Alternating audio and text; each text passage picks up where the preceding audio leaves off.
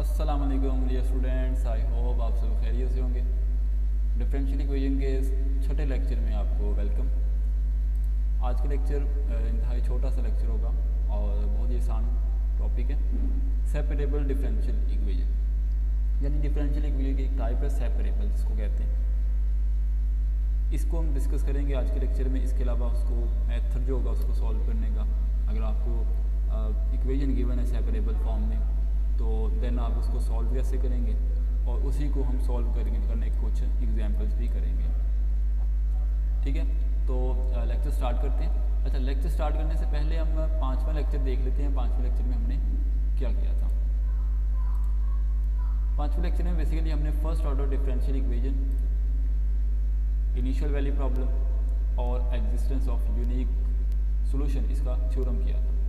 ठीक है, last topic का थ्योरम था। इसके अलावा हमने ये प्रॉब्लम देखी थी IVP, और हमने फर्स्ट ऑर्डर डिफरेंशियल इक्वेशन को डिफाइन किया था कि फर्स्ट ऑर्डर डिफरेंशियल इक्वेशन कौन सी होती है।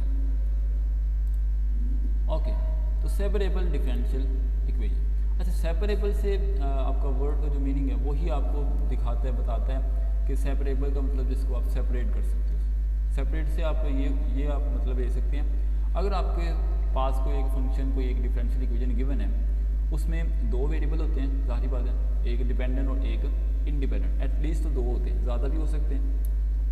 तो जो वेरिएबल है ना वो सेपरेट हो सकते हो, यानी एक्सप्लिसिट हो, तो उस डिफरेंशियल इक्वेशन को आप सेपरेबल डिफरेंशियल इक्वेशन कहते हैं। लाइक आपको ये फॉर्म गिवन है कि आप इस तरह की, ये first order separable differential equation है। First order separable differential equation यानी कि f का एक फंक्शन हो, ठीक है, और y का एक अलग फंक्शन हो। वो मल्टीप्लाई भी हो सकते हैं, डिवाइड भी हो सकते हैं। ठीक है, तो इस फॉर्म की जो इक्वेशन होगी उसको हम कहते हैं सेपरेबल डिफरेंशियल इक्वेशन। लाइक इसकी एग्जांपल अगर देखें तो इसमें देखें तो ये आपके पास x का फंक्शन है और ये y का फंक्शन है। तो इसका मतलब है कि ये सेपरेट हो सकती है। y को आप इक्वल की एक साइड पे और x को आप एक इक्वल की दूसरी साइड पे रख सकते हो। ठीक है, ऐसे इक्वेशन को सेपरेबल कहते हैं। ठीक है, अब इसमें ये जो जनरल फॉर्म मैंने गिवन की हुई है, इसमें भी आप देख सकते हो g ऑफ x को आप इस तरफ ले आओ, क्रॉस मल्टीप्लिकेशन जिसको कहते हैं, और dx को आप इस तरफ ले आओ, तो आपको बस g of x dy dy, ठीक है, और f of x dx side पे हो जाएगा, दोनों अलग अलग हो जाएंगे। तो इसको सेपरेट जैसे होता है वो आप मीनिंग ले सकते हैं। इसके अलावा यहाँ पे देखो, ये आपका x का फंक्शन है, ये आपका y का फंक्शन है। तो इसका मतलब है कि ये अलग हो सकता है। अगर आप ये देखो dy ओवर dx इसका नाम रखो, तो ये इस तरफ आ जाएगा y का, और dx जो नीचे आएगा वो ऊपर आ जाएगा। ठीक है, इस तरह यहाँ पे भी देखें तो y और x एक सेपरेट फंक्शंस हैं।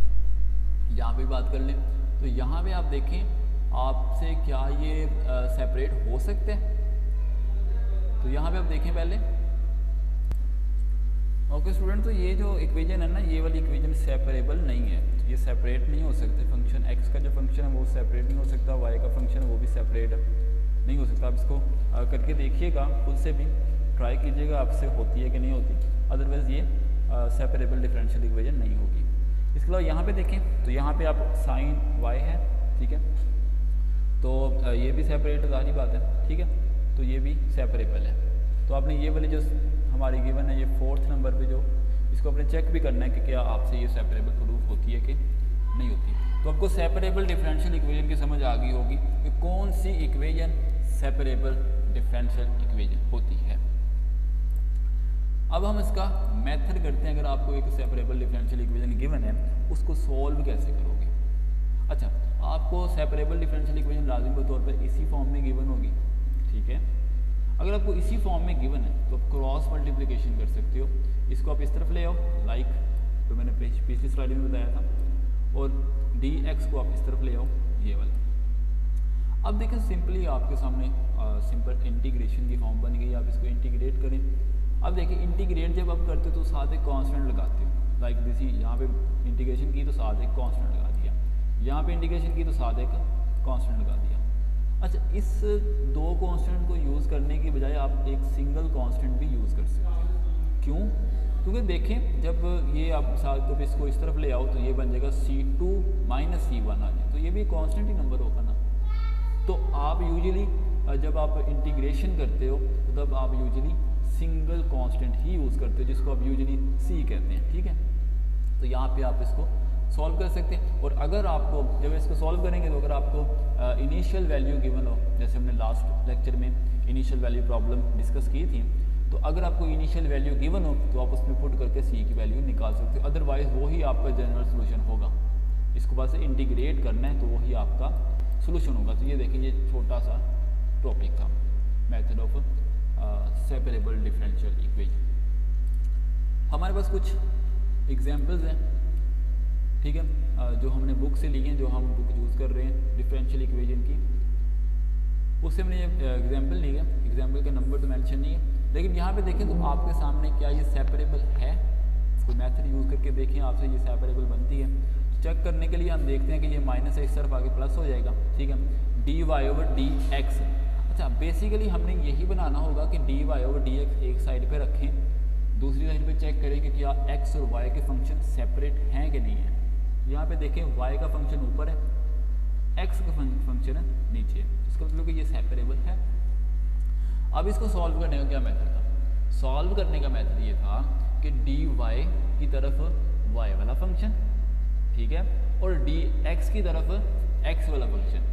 तो हम वही काम करते हैं, dy के साथ हमने y वाला फंक्शन यूज़ कर लिया, ये वाला, ये आपके सामने, और x की जगह पे dx के साथ x वाला फंक्शन आ गया। इसको अब अपने सॉल्व करना है, इंटीग्रेशन आपको अच्छे तरीके से आती होगी। तो आप इसको 1/c को कम ln y कर 1/y ln y, ये भी नीचे वाले का डेरिवेटिव ऊपर मौजूद है, इसलिए हम इसको ln 1 + x करते हैं। अब यहाँ पे हमने ln c ले लिया है कांस्टेंट, ठीक है। कांस्टेंट आप डिफरेंट ले सकते हो, ठीक है, यूजुअली नहीं। अब यहाँ पे c भी आप कांस्टेंट ले सकते हो, तो वो भी एक कांस्टेंट ही था। यहाँ पे ln c आपने ले लिया। इसका हम ये आप कह सकते हैं कि जब आपके सामने बाकी सारे फंक्शन ln में गिवन हो तो आप कांस्टेंट भी ln में लिया करो, ठीक है, ताकि उसको सिंप्लीफाई करना आसान हो। तो यहाँ पे जब आप ln y = ln, अब ये प्रॉपर्टी होती है अगर दो नंबर मल्टीप्लाई हो रहे हैं नेचुरल लॉग में, तो वो दो नंबर प्लस हो रहे हैं तो वो मल्टीप्लाई हो जाते हैं। तो ln c × 1 + c, तो अब ln और ln आपस में ये और ये आपस में कट गए, तो y = c × 1 + x। तो ये आपका मेथड हो गया, ये आपका सोल्यूशन होगा, जनरल सोल्यूशन। अगर आपको ये इनिशियल वैल्यू गिवन होती है तो आप इसमें पुट करके c की वैल्यू निकालते हैं। लेकिन अब दूसरा तरीका देखें, मैंने आपको बताया था कि यहाँ पे ln आपने लिया, बाज़ को तो आप यूजुअली तो c लेते हो। अगर आप c लेते हो मिसाल के तौर पर, यहाँ पे वही क्वेश्चन है, यहाँ पे अगर आपने c ले लिया, c1 आपने ले लिया है, तो अब इसको आप ln ख़त्म करने के लिए एंटी लॉग लेते हो। तो एंटी लॉग में क्या होता है कि यहाँ पे जो भी फंक्शन होता है, ये वाला सारा फंक्शन e की पावर में चला जाता है, e की पावर में चला जाता है। तो e की पावर ln 1 + x + c1, ठीक है, सॉरी ये सेटिंग चेंज होगी, तो ठीक है, ये आ गया। उसके बाद अब देखिए ln जो ये वाला फंक्शन है, इसको मल्टीप्लाई बाय इसको, यानी कि जब हम पावर्स ऐड हो रही हो तो हम इसको सेपरेट कर सकते हैं ना, तो ये हमने सेपरेट किया हुआ है, ठीक है। इसका e और ये ln कट के बाकी रह गया 1 + x, ये रूल होता है, अगर एक्सपोनेंशियल और ln गिवन हो तो उसको आप कटिंग कर सकते हो, तो 1 + x, और ये वाला साथ वैसे का वैसे, तो ये भी तो एक कांस्टेंट ही कंसीडर किया जाता है ना, e की पावर c1, e भी कांस्टेंट एक्सपोनेंशियल और c कांस्टेंट है ना, इसका आंसर कांस्टेंट आता है तो हम इसको कहते हैं लेट वो कर लें c है। जब आप c से मल्टीप्लाई करेंगे तो आपके पास आंसर वही जनरल सोल्यूशन बन जाएगा जो आपने ln लेके लिया हुआ था, ठीक है। तो इस तरह आपने इसको डिफरेंशियल इक्वेशन जो होगी ना सेपरेबल, उसको आप सॉल्व करोगे। दूसरा एक और क्वेश्चन है, ठीक है, इनिशियल वैल्यू यहाँ पे गिवन है, इसलिए मैंने यहाँ पे इसको सॉल्व किया ताकि आपको पता हो कि इनिशियल वैल्यू की मैं जो बात कर रहा हूँ वो क्या बात कर रहा हूँ। अब आपके पास ये सेपरेबल फॉर्म में गिवन आपको नज़र आ रहा है, ये f का फंक्शन है और ये x का फंक्शन है और ये y का फंक्शन है। अब इसको सेपरेट कर लो, y इस तरफ x इस तरफ हो गया, इसको इंटीग्रेशन करोगे तो y है, y का स्क्वायर ओवर 2, x है तो x का square over 2 plus c constant आ गया, ठीक है। अब आपको इनिशियल वैल्यू गिवन है, इनिशियल वैल्यू गिवन है, कैसे गिवन है कि जब आपका इंडिपेंडेंट वेरिएबल 4 होगा वहाँ पे डिपेंडेंट वेरिएबल 3 होगा, यानी कि ये y। ठीक है, तो आपको x और y गिवन है, x की आप वैल्यू 4 पुट करें, y की वैल्यू 3 पुट करें, तो आपको इसको सॉल्व करें। 3 का स्क्वायर प्लस 3 का square over 2 is equal to -4 का स्क्वायर ओवर 2 प्लस c। ये 9 हो गया, 9/2 is equal to -16/2 plus c। अब ये -16 को इस तरफ ले जाएं तो c is equal to 9/2 plus 16/2। इसका अब जब एलसीएम लेके सॉल्व करेंगे तो 25/2। अब ये आपका c है। अब c को आपने जनरल सोल्यूशन जो आपने फाइंड किया था उसमें पुट कर दें, तो आपके पास y² is equal to -x² plus 25/2। तो अब इसको 2 से मल्टीप्लाई पूरी इक्वेशन को कर दें तो y² is equal to -x² plus 25। तो ये आपका आंसर आ गया। ठीक है, पर्टिकुलर सोल्यूशन आ गया। इसी तरह इसके जो क्वेश्चन है एक्सरसाइज 2.2 के सेम सारे इसी तरह के क्वेश्चन हैं।